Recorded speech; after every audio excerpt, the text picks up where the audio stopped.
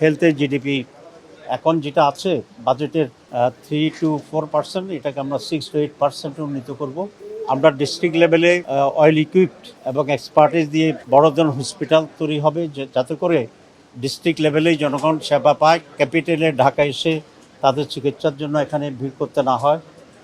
আমরা হেলথের জিডিপি এখন যেটা আছে বাজেটের 3 to 4%, এটাকে আমরা 6 to 8% উন্নীত করব। আমরা এডুকেশন বাজেট বাড়াবো এবং সেলফ রিলায়েন্ট এসএমই যেটা বলা হয়, স্মল এবং মিডল এন্টারপ্রেনারশিপ তৈরি করার জন্য আমরা চেষ্টা করব। আমরা এখানে প্রোডাক্টিভ টেকনিক্যাল বেস এগ্রিকালচারের উপরে আমরা জোর দেব, যাতে করে ফুডে আমরা স্বয়ংসম্পূর্ণ হয়ে আমরা একটা এক্সপোর্ট করার মতো পজিশন আমরা যেতে পারি। না, আসলে আমাদের যে বাজেট আছে সে বাজেট থেকেই হবে, প্রপোর্শনটা আমরা এখানে বাড়িয়ে দেবো।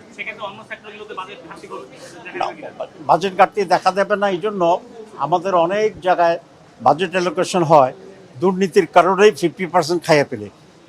সুতরাং আমরা মনে করি যে দুর্নীতি মুক্ত যদি আমরা গভর্নেন্স করতে পারি, তাহলে অন্য সেক্টরেও বাজেট ঘাটতি করার সম্ভাবনা। ইলেকট্রা রেফ্রিজারেটর, খাবার তাজা তো জীবন তাজা। ইলেকট্রা, ফ্রিজের রাজা।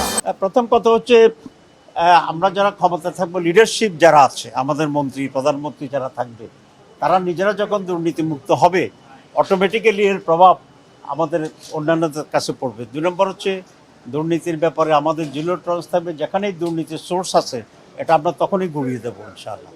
সুতরাং এই যে মোটিভেশন, আইনের প্রয়োগ এবং আমাদের সিস্টেম অফ গভর্নেন্সকে যদি আমরা প্রপার করতে পারি, এই দুর্নীতি কমে যাবে।